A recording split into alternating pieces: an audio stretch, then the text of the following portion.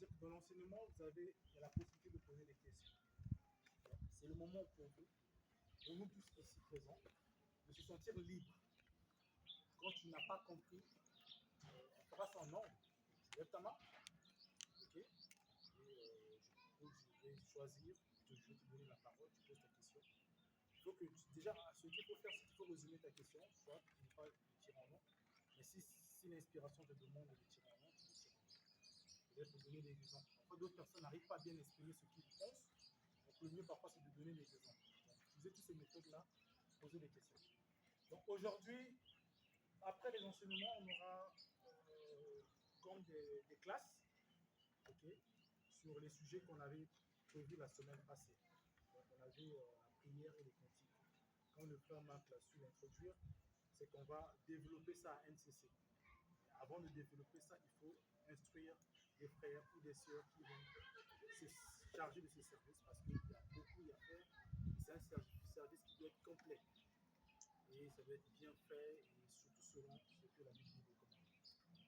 Donc, après ça, il y aura cette partie-là, cette classe-là. Ensuite, on va avancer avec la prière pour clôturer. Donc, pour chanter vos à l'aise, moi je m'appelle le frère Yann. On va étudier le livre des Actes des Apôtres ensemble. Si Dieu nous demande de s'arrêter par là, on s'arrêtera par là, après on rentrera dans les sujets. S'il faut prendre notre livre, on prendra notre livre. Mais le but le plus important, c'est de commencer là où tout a commencé. Pour nous, bien sûr. Donc, Actes des Apôtres, ça sera le livre qu'on va étudier pendant nos retrouvailles dimanche. Donc, pour ça, pour ceux qui ont déjà étudié ça, ça serait bien. Parce que vous verrez encore, comme j'ai eu à le dire une fois, comment la parole de Dieu n'a pas de fin. Vous verrez encore comment l'Esprit va ajouter sur votre connaissance un plus, ou deux plus, ou plusieurs. Pour ceux qui n'ont pas étudié ça, ça serait l'occasion pour vous de découvrir en fait quelles sont les merveilles que Dieu a placées dans ce livre. Et l'auteur qui l'a écrit, qu'est-ce qu'il a à nous dire, qu'est-ce qu'on a à retenir de ce livre comme message. Car le message il est grand. Dans Actes, on va pas trop perdre de temps, on va rapidement aller à Acte 1. Dans ce que Luc va écrire, vous allez le trouver, pour déjà capter le message dès le départ. Luc raconte les actes que les apôtres ont posés, okay, après le départ du Seigneur, après son ascension. Donc Luc nous parle de ces faits-là, il nous introduit un peu l'histoire, il commence un peu à la résurrection, ensuite il nous introduit en fait les actes que les apôtres ont eu à faire, okay, après le départ du Seigneur. Comment ils sont partis, comment ils ont eu à faire, quels sont les actes qu'ils ont posés. On appelle ça actes des apôtres. Actes des apôtres, c'est réellement ce que la parle, les actes que les apôtres ont posés. Et Luc raconte, Luc raconte à Théophile. Et une chose que vous devez noter, c'est que Actes des apôtres, il y a ce que Luc a vécu comme expérience. Okay? Il a ce qu'il a écouté. Okay? Qu'on lui a rapporté, qu'il n'a pas vécu. Et il est aussi inséré. Donc ce qu'il lui a vécu, vous verrez que la tonalité de la manière de Dieu de décrire les effets sera de façon plus directe et très compréhensible. Il y a des informations qu'on lui a rapportées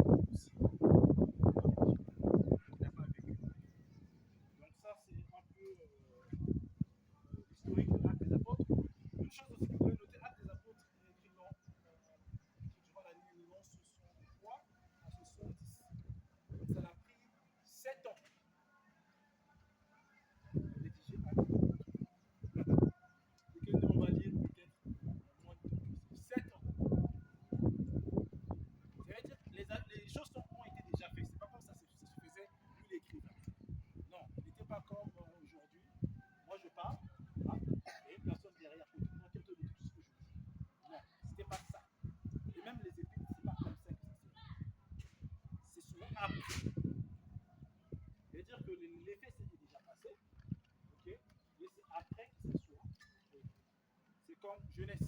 Genèse n'est pas écrit au moment où Adam était dans le jardin. Vous comprenez? Adam n'a pas écrit Genèse. Le livre de Genèse, c'est pas Adam.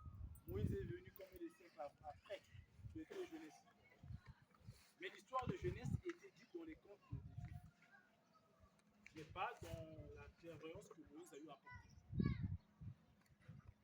Donc, il y a déjà quelque chose qui vient de passer. C'est passé. On a compris. Puis après, on écrit. Donc, en fait, dans Actes des Apôtres, il y a cette historique-là. Il y a le message, il y a les faits des apôtres, il y a ce qu'ils ont compris. Et c'est ce qui est relaté. Donc, Théophile qui reçoit la lettre, derrière, il ne laisse pas sans question. Mais il reçoit une lettre qu'il comprend en fait à la fois. Comment l'Église est censée être, comment telle chose doit être comprise, quel est le message, quelle est l'action, quel est le sujet. Donc, en fait, tout ce qui est développé dans l'Acte des Apôtres, il y a la compréhension dans ça. D'où il faut étudier ça pour le découvrir. Ce n'est pas un sujet ouvert et qu'on a mis virgule et derrière on met d'autres sujets. Non, c'est un sujet ouvert, développé et compris. Parce que c'est un fait qu'on raconte. Je prends l'exemple. On commence à parler d'une histoire, une histoire que je connais du début jusqu'à la fin. Okay? Donc à la fin de cette histoire, je suis censé comprendre l'histoire. On est d'accord? Je commence le début, je t'explique où ça a commencé, et je développe, et je conclue pour qu'à la fin tu comprennes. Sinon pas, pour quel est l'intérêt de te dire un truc que tu ne vas pas comprendre? Donc il faut se mettre à la place de Théophile, parce que Théophile, c'est lui que Luc adresse le message, la lettre. Donc à la fin, Théophile a compris le message. Donc on va sur Actes des Apôtres, verset 1, donc c'est Luc qui est en train de dire là, de mon premier livre. Et tout ce que Jésus a commencé de faire et d'enseigner dès le commencement, jusqu'au jour où il fut enlevé au ciel. Après avoir donné ses ordres par le Saint-Esprit aux apôtres qu'il avait choisis, après qu'il eut souffert, il leur apparut vivant et leur en donna plusieurs preuves, se montrant à eux pendant 40 jours et parlant des choses qui concernent le royaume de Dieu. Là, il rentre dans le vif du sujet. Donc, du verset 1, il introduit le sujet, et le verset 2, il rentre dans le vif du sujet. Donc, jusqu'au jour où il fut enlevé. Donc, dès le commencement, Jésus a commencé à faire et d'enseigner. Et dès le commencement, jusqu'au jour où il fut enlevé, après avoir donné ses ordres par le Saint-Esprit aux apôtres, qu'il avait. La résurrection de Christ, pourquoi on appelle ça une résurrection? C'est parce que c'est différent d'une apparition. Une apparition, c'est comme quelque chose qui apparaît, après il disparaît. C'est comme quand Christ apparaît à Paul sur le chemin par Damas. C'est juste une apparition. Après, il a disparu. C'est-à-dire, après, Paul ne l'a pas vu de la même manière. Ok? Mais non, la résurrection est différente. Voilà pourquoi il dit qu'au dernier jour, nous serons ressuscités. Résurrection veut dire quoi? Parce que la mort, quand on parle de résurrection, on parle d'abord de fin de vie. Tu ne peux pas ressusciter si tu n'es pas mort. Question numéro 1, c'est ça. Alors, il faut vous. En fait, la résurrection, c'est aujourd'hui, quand tu meurs, il n'y a pas une suite. T'enterres, tout le monde te pleure, on a dit qu'on a perdu quelqu'un. On va se retrouver, c'est sûrement dans le monde des esprits. Non, résurrection, c'est quelque chose qui est nouveau dans l'histoire de la résurrection de Christ. Et c'est lui le seul qui a introduit ça aussi. On l'a vu avec Lazare. Quand il ressuscite Lazare, Lazare fait 3 jours, ça veut dire qu'il se décompose. Il fait 3 jours dans le tombeau, il le ressuscite. Et Lazare continue à vivre. En fait, la résurrection, c'est reprendre la vie. Quelqu'un qui est mort, on lui ramène à la vie. Et il continue à vivre. C'est ça la résurrection. La résurrection, ce n'est pas une apparition. Christ n'a pas apparu pendant 40 ans aux apôtres. Il a vécu avec eux pendant 40 ans. Et il est 40 ans. comme Lazare a vécu des années encore après la résurrection de Christ, bien qu'il mourut encore. Et cette résurrection de Lazare n'est pas la résurrection de Christ. La résurrection de Lazare, c'est un témoignage, une image de ce qui va venir. La résurrection de Christ est le définitif, en fait. C'est ce qui doit arriver. Parce qu'on a vu que quand Christ est ressuscité, il n'est plus mort. Il n'est plus mort. Mais Lazare qui est ressuscité, il est mort. Donc, Christ l'a ressuscité, il est mort, mais il est encore mort. Pourquoi? Parce qu'il n'est pas encore temps pour que la résurrection prenne effet. C'est-à-dire que l'homme ressuscité continue sa vie éternellement. On a vu Christ ressusciter des morts, continuer sa vie éternellement. Il fait 40 jours avec les apôtres, là parce qu'il voulait juste faire 40 jours. Ou bien qu'il ne veut pas faire plus. En fait, ce n'était pas le temps. 40 jours, en fait, c'est encore des circonstances. Plus qu'il faisait du temps, plus que le monde devait être bouleversé par lui. Parce qu'en fait, les gens devaient encore le découvrir. Et cette fois-ci, quand il vient 40 jours, il ne fait pas comme il avait fait avant. C'est-à-dire quoi? Avant, quand il a vécu, il était dans les synagogues, dans les temples. Mais cette fois-ci, 40 jours, en fait, il le vit en secret avec ses apôtres. Pourquoi? Parce que le monde n'est pas encore prêt de recevoir la résurrection. Ça veut dire, s'il se manifestait au monde, ça devait troubler tout le monde qui l'ont tué. Parce qu'on devait le reconnaître par ses œuvres. On devait rechercher à le tuer pour une deuxième fois. Cette fois-ci, la croix, on a dit que c'était peut-être pas suffisant. On fera ce qu'on a eu à faire à Jean. On lui met dans le feu, on lui fait sortir, il ne meurt pas. On lui jette dans les noms et les lions, les forces qui restent au Patmos. On lui met là-bas, il ne meurt pas. On lui ramène à gauche comme ça, il ne meurt pas. Après, on dit bon, lui là, les sangs lui seront brûlants. Tu vois? Donc, la résurrection de Christ, elle est différente aussi. Donc, Christ ressuscite une fois et il n'est plus mort. Il était obligé de rejoindre le royaume spirituel. En attendant que les choses se passent. Parce que Dieu a un plan. Il faut que l'Église naisse, grandisse, se développe, impacte le monde entier, sauf beaucoup de gens avant. Imagine si Christ reste en résurrection, ça veut dire qu'il faut obligatoirement le jugement ou bien la fin de tout système-là. Il reste dans le monde après sa résurrection, c'est-à-dire que le monde que nous connaissons sous le péché devait arrêter d'exister. Et nous, il ne jamais. Donc c'est pour notre intérêt pour laisser une lumière de patience, de persévérance, de salut, de grâce puisse se développer. Jusqu'à aujourd'hui, on est dans cette ère. Donc, il dit ici, il donne ses instructions par les Saint-Esprit des apôtres.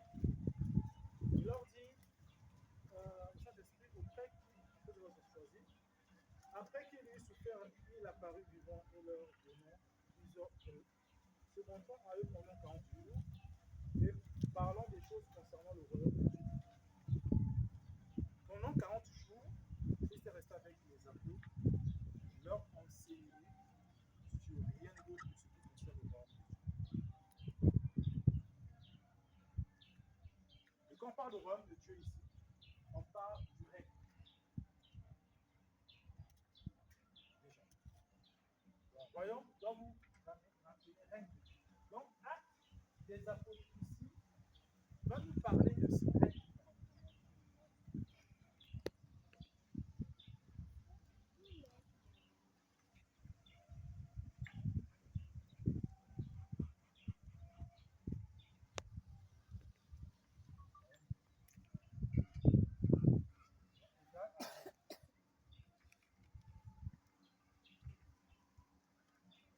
Donc, acte des apôtres nous renvoie au règne de Dieu.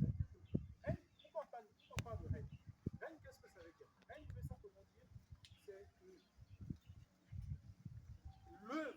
fait que Dieu a pris le contrôle.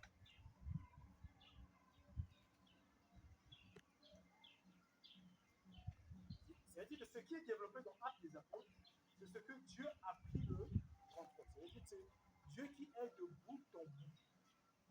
Différent de la loi, différent de l'ancien Israël, de l'ancien alliance, où Dieu n'est pas, il est de bout en bout dans le message, mais dans la pratique, il n'est pas bout. Maintenant, dans l'œuvre des apôtres, que ce soit leur chute, que ce soit leur malcompréhension et leur orientation, c'est Dieu qui travaille. C'est l'affaire de Dieu. Un petit récap historique des Écritures. Rien d'autre que Actes des Apôtres qui nous permet d'aller dans les Écritures pour revenir. Un petit récap important pour les Écritures. Vous devez savoir une chose très importante, c'est que les Écritures, on appelle l'Écriture, on a les patriarches, ok, on a Israël, on a les Juifs ici, Israël,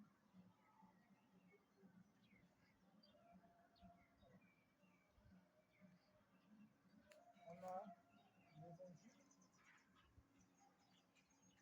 on a l'Église.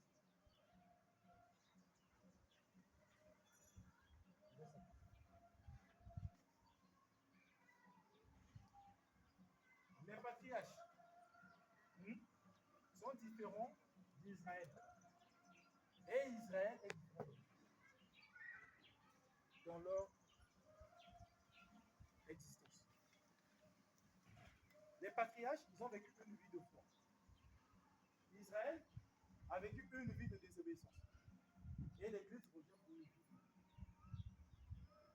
d'amour, de foi. Donc, dans leur existence, quand tu prends les anciennes alliances, ça les Écritures, quand tu comprends qu'il y a les patriarches, il y a Israël et il y a l'Église qui se met en dernier. Les patriarches, c'est la foi qui leur détermine. Donc, je parle pas de l'Israël de Révélation 1, parce que l'Église est appelée la nouvelle Israël. Je parle de l'Israël ici qui existait, la descendance de Jacob. Donc, ici, dans les patriarches, c'est caractérisé par la foi. Israël est caractérisé par la rébellion. L'Église est caractérisée par la grâce.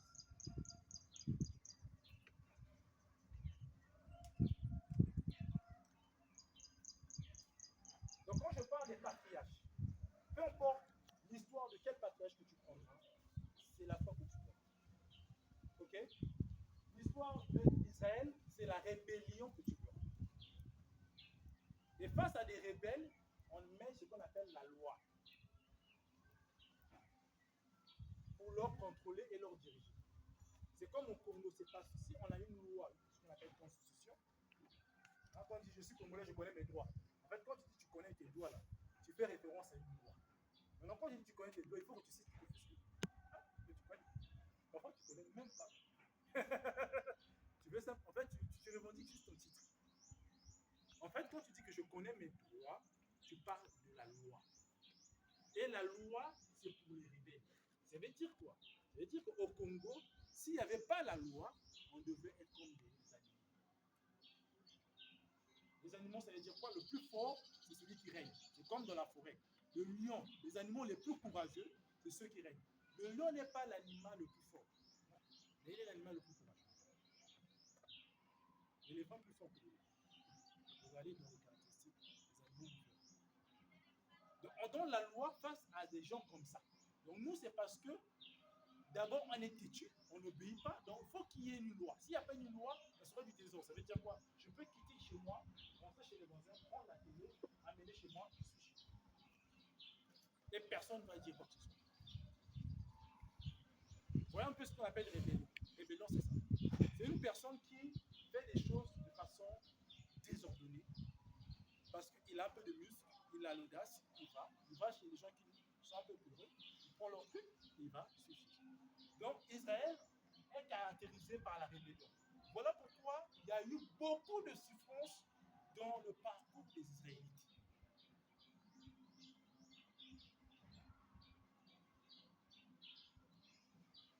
Parce qu'un rebelle, c'est une personne que la punition, quand il y a une loi, on emprisonne beaucoup. Tu as volé chez tel pape, la police vient t'arrêter. Prison. Tu fais 3 mois, 6 mois. On devait sortir. Tu sors encore, tu commets un autre crime, on te prend, on te remet encore en prison.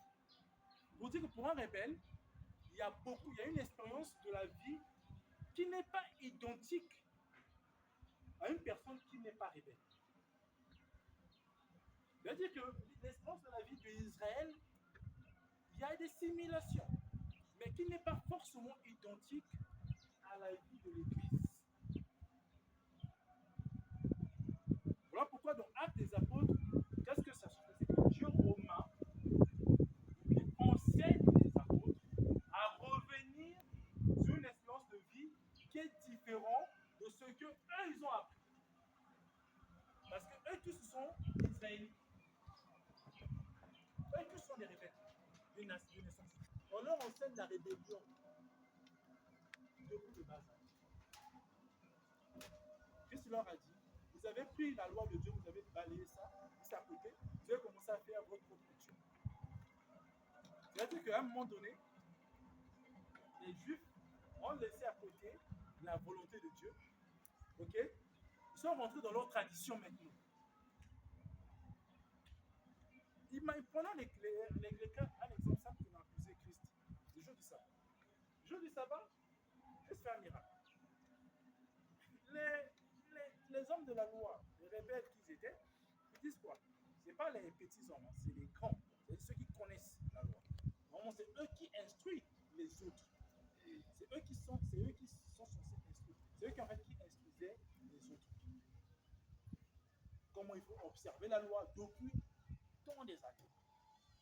Ils disent à Christ, l'acte que tu as fait, c'est contre la loi. En fait, quand on dit contre la loi, c'est contre la volonté de Dieu. Ceci dit, vous avez mal compris. Parce que le sabbat n'est pas faire le bien le jour du sabbat, ne va pas à l'encontre de la volonté de Dieu. C'est même pour cela que Dieu a introduit ça.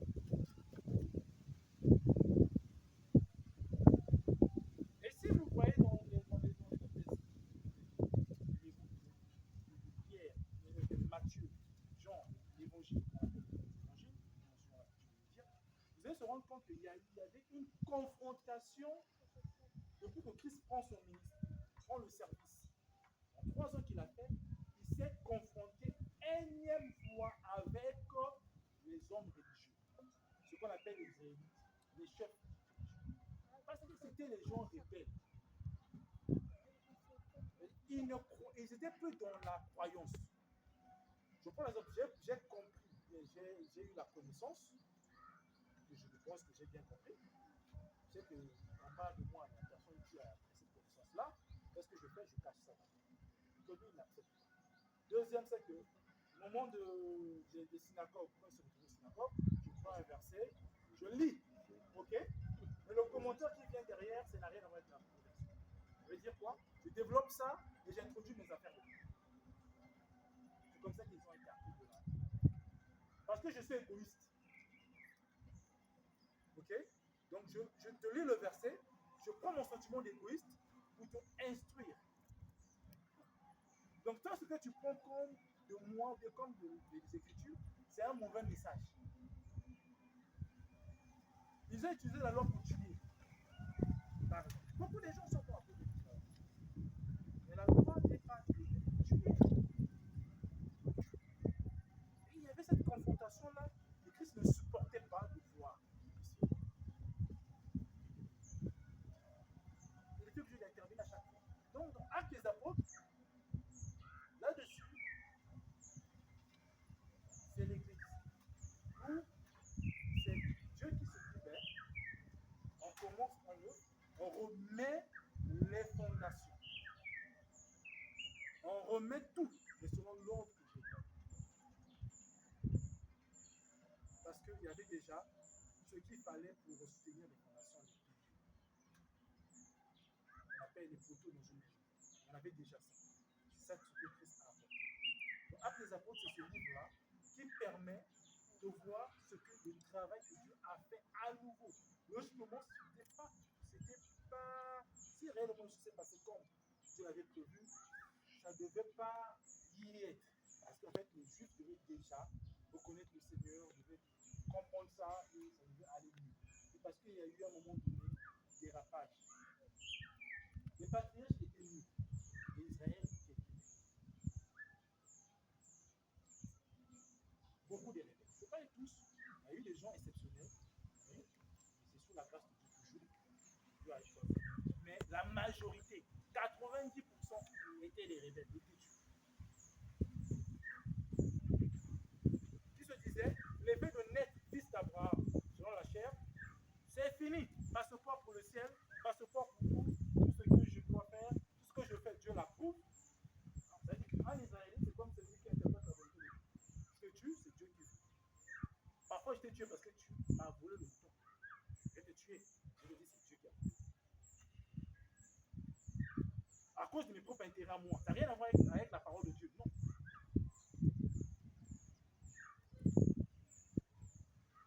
C'est comme ça que, tant qu'ils étaient rebelles, ils ne pouvaient pas supporter. C'est comme aujourd'hui, une personne qui est de l'eau ne peut pas supporter la vérité.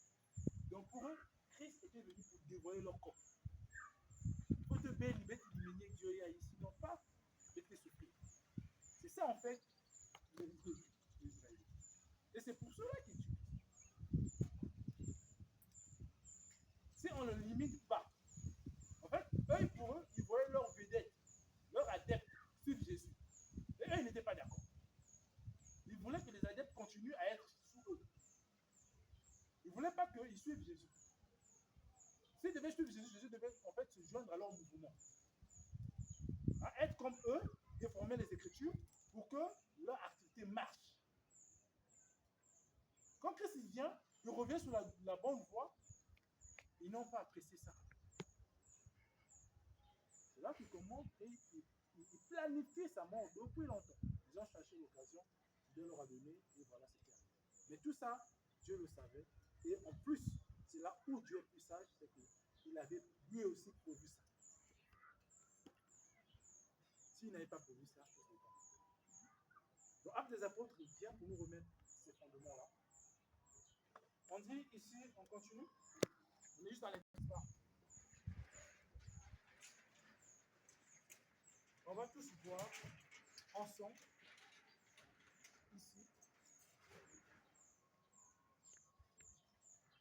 c'est quoi ce royaume-là.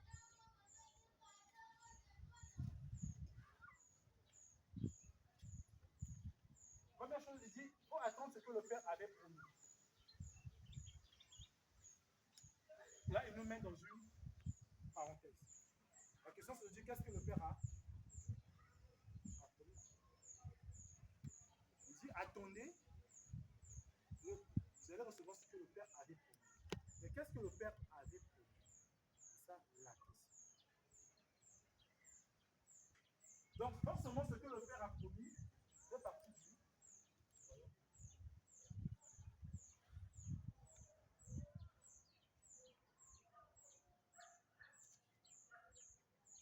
Mais c'est quoi cette promesse?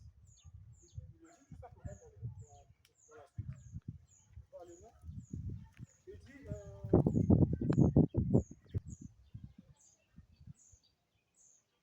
besoin. Quand on parle de promesse, on nous renvoie où? Quand on parle de promesse, ça nous renvoie à Abraham. En fait, ça nous renvoie même avant Abraham. Ça nous renvoie dans Genèse.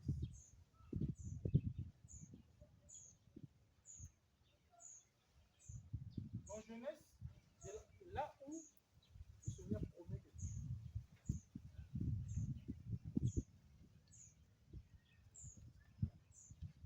On va dans Genèse. On va savoir la promesse. Il dit c'est le Saint-Esprit. Il dit c'est le Saint-Esprit. On veut savoir est-ce que la promesse que Dieu dit,